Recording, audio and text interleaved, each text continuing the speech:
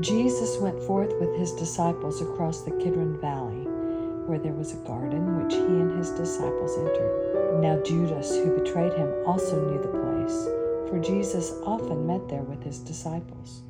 So Judas, procuring a band of soldiers and some officers from the chief priests and the Pharisees, went there with lanterns and torches and weapons. Then Jesus, knowing all that was to befall him, came forward and said to them, "Whom do you seek?" They answered him, "Jesus of Nazareth." Jesus said to them, "I am he." Judas, who betrayed him, was standing with them. When he said to them, "I am he," they drew back and fell to the ground. Again he asked them, "Whom do you seek?" And they said, "Jesus of Nazareth." Jesus answered, "I told you that I am he. So if you seek me, let these men go." This was to fill the word which he had spoken, "I did not lose a single one of those whom you gave me." Then Simon Peter, having a sword, drew it and struck the high priest's slave and cut off his right ear. The slave's name was Malchus. Jesus said to Peter, "Put your sword into its sheath. Shall I not drink the cup which the Father has given me?" So the band of soldiers and their captain and the officers of the Judean authorities seized Jesus and bound him. First they led him to Annas, for he was the father-in-law of Caiaphas, who was the high priest that year. It was Caiaphas who had given counsel to the religious authorities that it was expedient that one man should die for the people. Simon Peter followed Jesus, and so did another disciple. As this disciple was known to the high priest, he entered the court of the high priest along with Jesus, while Peter stood outside at the door. So the other disciple, who was known to the high priest, went out and spoke to the woman who guarded the gate and brought Peter in. The woman who guarded the gate said to Peter, "You aren't one of this man's disciples too, are you?" He said, "I am not." Now the servants and officers had made a charcoal fire because it was cold, and they were standing and warming themselves. Peter also was with them, standing and warming himself. The high priest then questioned Jesus about his disciples and his teaching. Jesus answered him, "I have spoken openly to the world. I have always taught in synagogues and in the temple where all Jewish people come together. I have said nothing secretly. Why do you ask me? Ask those who have heard me what I said to them. They know what I said." When he had said this, one of the officers standing by struck Jesus with his hand, saying, "Is that how you answer the high priest?" Jesus answered him, "If I've spoken wrongly, bear witness to the wrong. But if I have spoken rightly, why do you strike me?" Annas then sent him bound to Caiaphas, the high priest.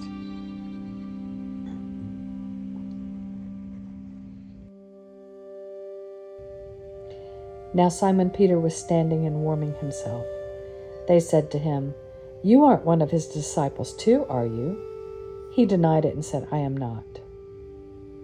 One of the servants of the high priest, a kinsman of the man whose ear Peter had cut off, asked, "Didn't I see you in the garden with him?" Peter again denied it.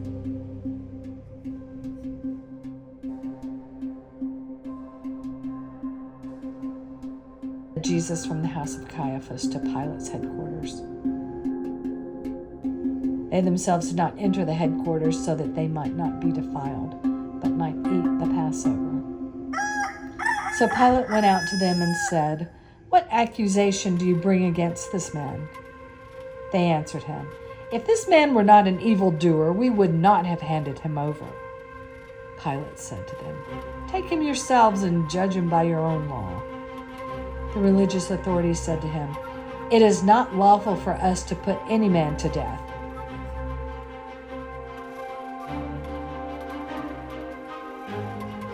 This was to fulfill the word which Jesus had spoken to show by what death he was to die. Pilate entered the headquarters again and called Jesus and said to him, "Are you the king of the Jews?" Jesus answered, "Do you say this of your own accord, or did others say it to you about me?" Pilate answered, Am I a Jew? Your own nation and the chief priest have handed you over to me. What have you done?" Jesus answered, "My kingship is not of this world. If my kingship were of this world, my servants would fight, that I might not be handed over to the religious authorities. But my kingship is not from the world." Pilate said to him, "So you are a king?" Jesus answered, "You say that I am a king. For this I was born, and for this I have come into the world, to bear witness to the truth. Everyone who is of the truth hears my voice." Pilate said to him, "What is truth?" After Pilate had said this, he went to the religious authorities again and told them, "I find no crime in him. But you have a custom that I should release one man for you at the Passover. Will you have me release for you the King of the Jews?" They cried out again, "Not this man, but Barabbas." Now Barabbas was a robber.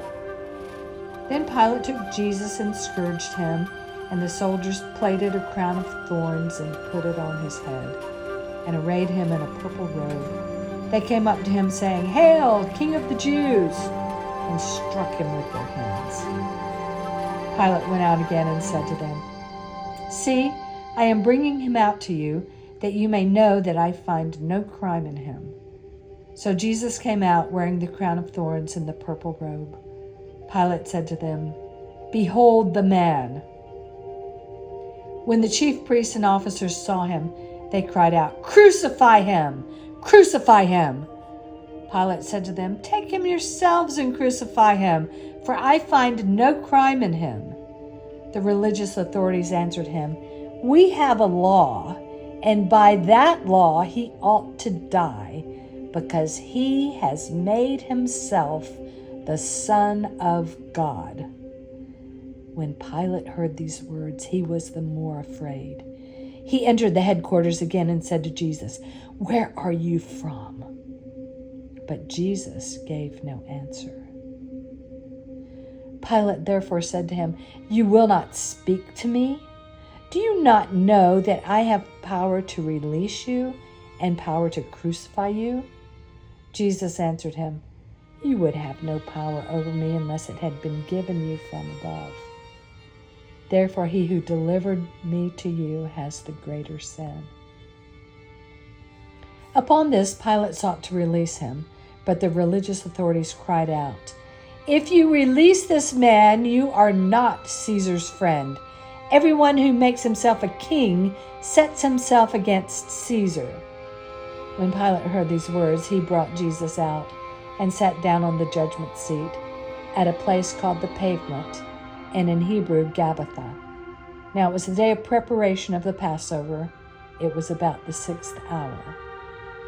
He said to the religious authorities, "Behold your king." They cried out, "Away with him! Away with him! Crucify him!" Pilate said to them, "Shall I crucify your king?" The chief priest answered, "We have no king but Caesar." They handed him over to be crucified. So they took Jesus, and he went out bearing his own cross to the place called the place of a skull, which is called in Hebrew Golgotha. There they crucified him, and with him 2 others, one on either side, and Jesus between them. Pilate also wrote a title and put it on the cross. It read, "Jesus of Nazareth, the King of the Jews."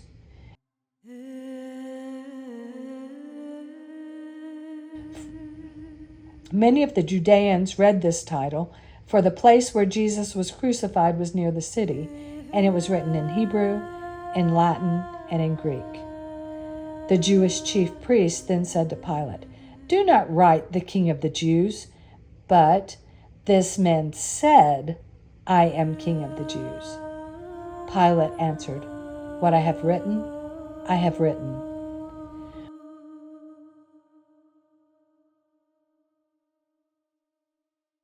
When the soldiers had crucified Jesus, they took his garments and made 4 parts, one for each soldier, also his tunic. But the tunic was without seam, woven from top to bottom. So they said to one another, Let us not tear it, but cast lots for it to see whose it shall be. This was to fulfill the scripture, they parted my garments among them, and for my clothing they cast lots. But standing by the cross of Jesus were his mother and his mother's sister, Mary, the wife of Clopas, and Mary Magdalene. When Jesus saw his mother and the disciple whom he loved standing near, he said to his mother, "Woman, behold your son." Then he said to the disciple, "Behold your mother." And from that hour the disciple took her to his own home. After this, Jesus, knowing that all was now finished, said, to fulfill the scripture, "I thirst." A bowl full of vinegar stood there. So they put a sponge full of the vinegar on hyssop and held it to his mouth. When Jesus had received the vinegar, he said, "It is finished." And he bowed his head and gave up his spirit.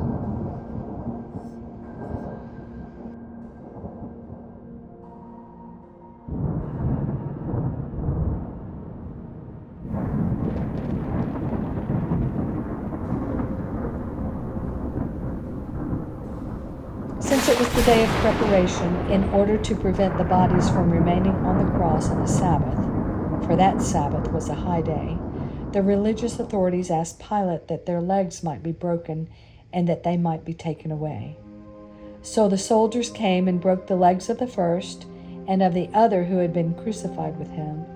But when they came to Jesus and saw that he was already dead, they did not break his legs. But one of the soldiers pierced his side with a spear, and at once there came out blood and water. He who saw it has borne witness. His testimony is true, and he knows that he tells the truth, that you also may believe. For these things took place that the scripture might be fulfilled, not a bone of him shall be broken. And again another scripture says, they shall look on him whom they have pierced.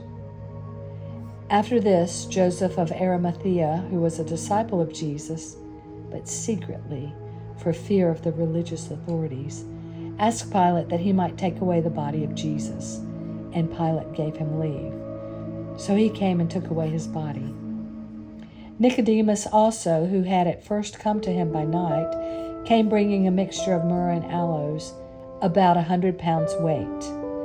They took the body of Jesus and bound it in linen cloths with the spices, as is the burial custom of the Jews.